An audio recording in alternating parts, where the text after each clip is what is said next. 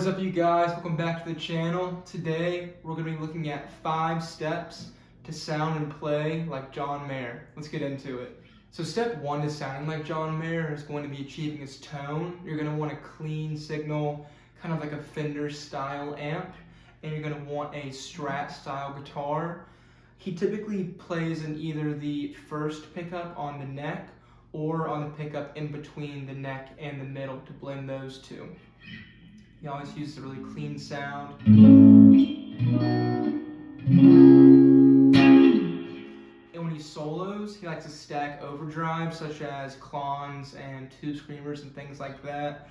So this is going to be the clean signal without any pedals. And here's a clone.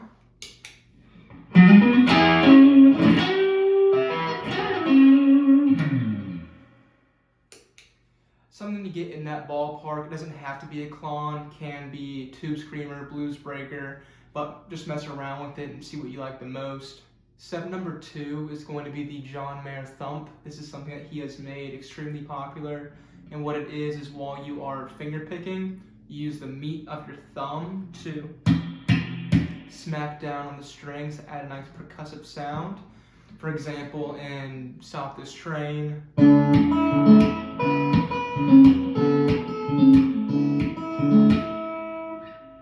When you learn this, it is not going to feel natural, but you just need to keep on sticking with it and practicing. And once you get it down, you're not even going to realize that you're doing it all the time. Step number 3 is going to be the scales he uses for soloing.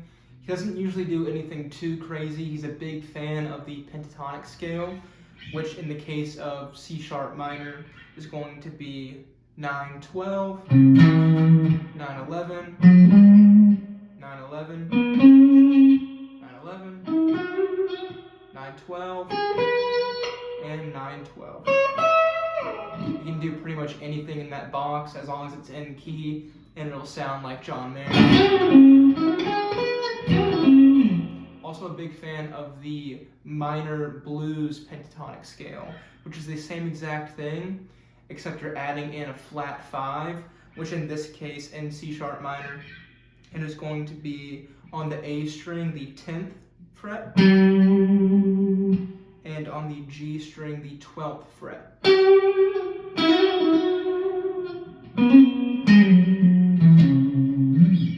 Mess around with that scale, and I guarantee it'll sound just like something straight out of a John Mayer song.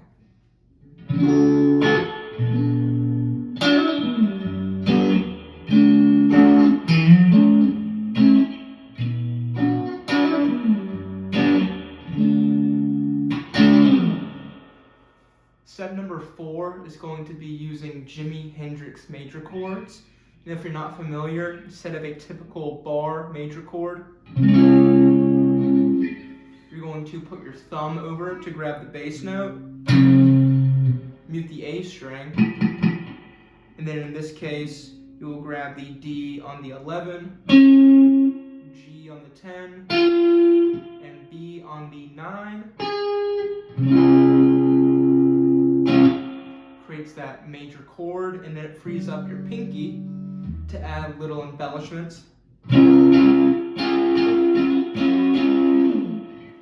Makes it sound much more advanced and just more technical, and you can do it all over the neck.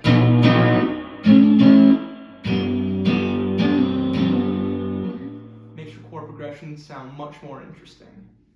Coming to our last step to sounding like John Mayer, step number 5. This one isn't exactly on the guitar, but what you're going to want to do is listen to all of the people that have influenced him. Jimi Hendrix, Stevie Ray Vaughan is a huge one, B.B. King, anything bluesy, and listen to it on repeat and think about what they're playing and then try to incorporate it into your practice routine and your playing. I guarantee you that once you start to listen to his influences, you'll see where he picks up certain tendencies throughout his playing. Thank you all so much for tuning in. If you have any other musicians that you want me to go over to cover their playing techniques, please let me know in the comments below. And until next time, keep cranking it.